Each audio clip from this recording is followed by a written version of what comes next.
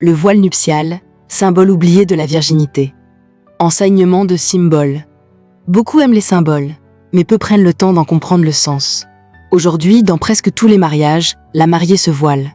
C'est beau, c'est solennel, c'est émouvant. Mais peu de personnes savent ce que le voile signifiait à l'origine. Dans la culture biblique et ancienne, le voile nuptial n'était pas un simple accessoire esthétique. C'était un symbole spirituel et moral. Il représentait la pureté préservée.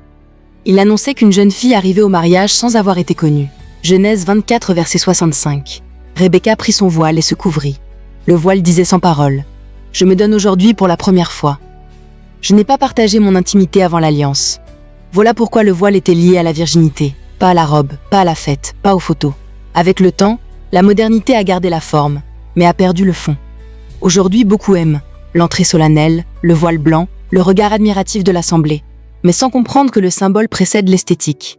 Le problème n'est pas de porter un voile. Le problème, c'est de désirer le symbole sans respecter la réalité qu'il représente. Dieu n'est pas impressionné par les apparences. 1 Samuel 16, verset 7. L'homme regarde à ce qui frappe les yeux, mais l'Éternel regarde au cœur. Le mariage n'est pas un théâtre, c'est une alliance, et chaque symbole y a un langage. Le voile parle de réserve, le voile parle de préservation, le voile parle d'une intimité non encore donnée. Ce message n'est pas pour humilier, ce n'est pas pour condamner, c'est pour réveiller la compréhension. Parce que la vérité est aussi celle-ci. Beaucoup de sœurs pleurent aujourd'hui, non pas à cause du mariage, mais à cause de ce qu'elles ont donné avant le mariage. Et pour celles qui ne se sont pas gardées vierges, écoute bien. Dieu ne t'exclut pas du mariage. Dieu ne te refuse pas l'honneur. Dieu restaure les cœurs sincères. Mais Dieu ne confond jamais symbole et réalité. La pureté n'est pas un tissu sur le visage. La pureté est une histoire de vie. Psaume 51, verset 12. Ô Dieu, crée en moi un cœur pur. Si tu es jeune fille aujourd'hui, comprends ceci avant d'aimer la cérémonie.